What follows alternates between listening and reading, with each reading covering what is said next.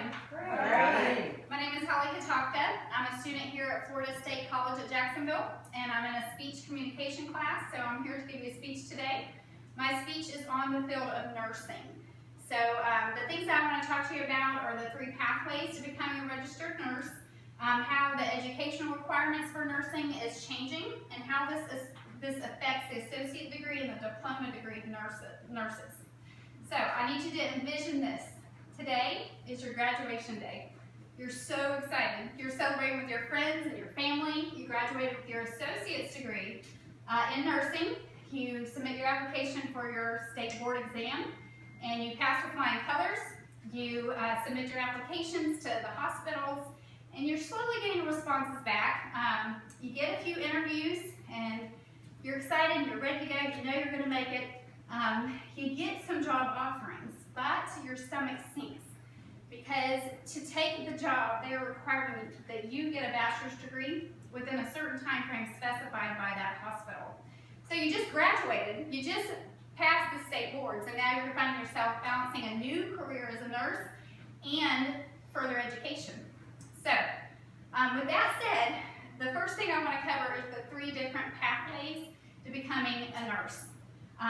Per the American Association of Colleges of Nursing, there's 3 pathways. The first one is a diploma nursing program, and they are offered at hospitals, usually about 3 years long. They encompass a lot of hands-on training, some classroom time.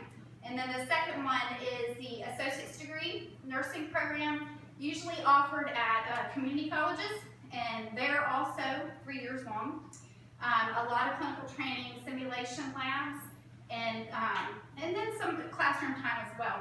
The third one is a bachelor's degree program, and this one's 4 years long, and it encompasses all the training of the associate and the diploma degree nursing, but it has more theory, research, scientific reasoning skills, and classroom time. So the 3 pathways are diploma nursing, associate's degree nursing, and bachelor's degree. So now that we've talked about the 3 different pathways, I want to talk about how the educational aspects of nursing are changing.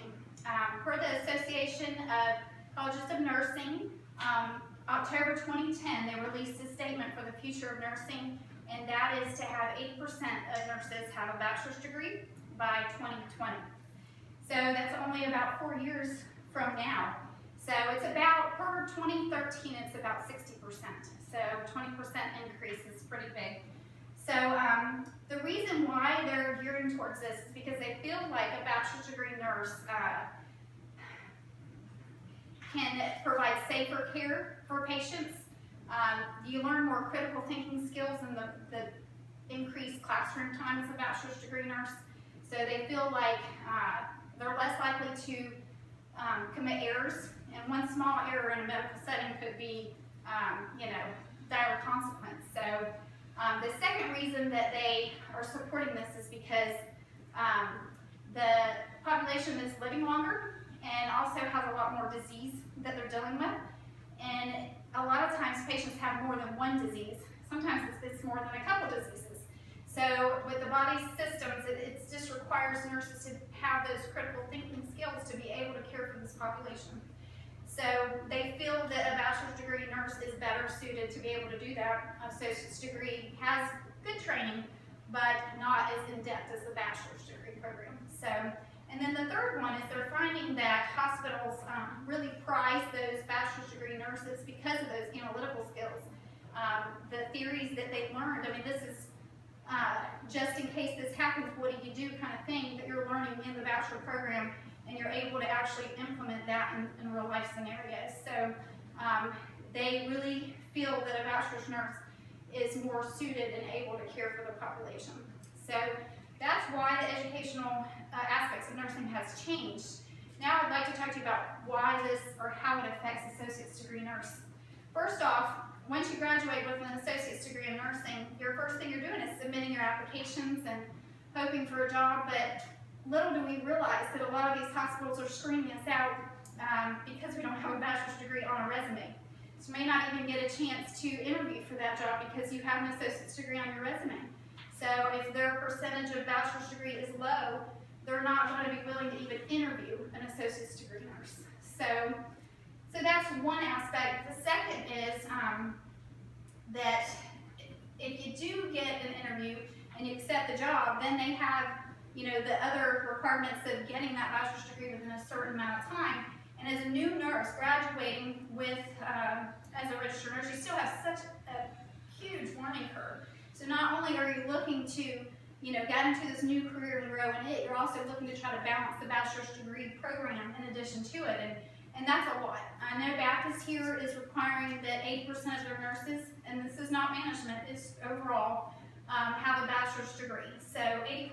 So if their ratio is getting low, they're not even going to look at these associate degree nurses. They're going to keep towards people that already have the bachelor's degree nurses. So, and then with magnet recognition coming around, a lot of hospitals are seeking and achieving the magnet recognition, and they, as of January 1st, 2013, they will not allow any associate's degree nurses in management at all. So it limits career growth to have associate's degree if the hospital is affiliated with magnet recognition. So again, to restate how this affects an associate's degree nurse is it limits the career growth. You could be pushed to go back to school to keep your job for the hospital, and pushed to balance both career and being in school yet again, and also looking at ways on how you're going to manage that financially, and how it impacts your family. So I hope that this gives you a little information on career choices that are right as far as a pathway to become a registered nurse. I do want to say all three of these sit for the same exact state board. So it's easy for one of us to say, well, let me do the easier route, but it does have implications further down the road for you if you do choose the easier route. So, with all that said, imagine this. Today is your graduation day. You're celebrating with your friends and your family with a bachelor's degree in nursing. You submit your application to the area hospitals. You have your choice of what career you want to choose, what job you want to take, because they want you with no added stipulations to it whatsoever. It's in your hands. So, the sky is the limit. You want to go into management, there's nothing stopping you. So it's a career without limitations by choosing the bachelor's degree. So I hope that was informative for you, and I appreciate your time.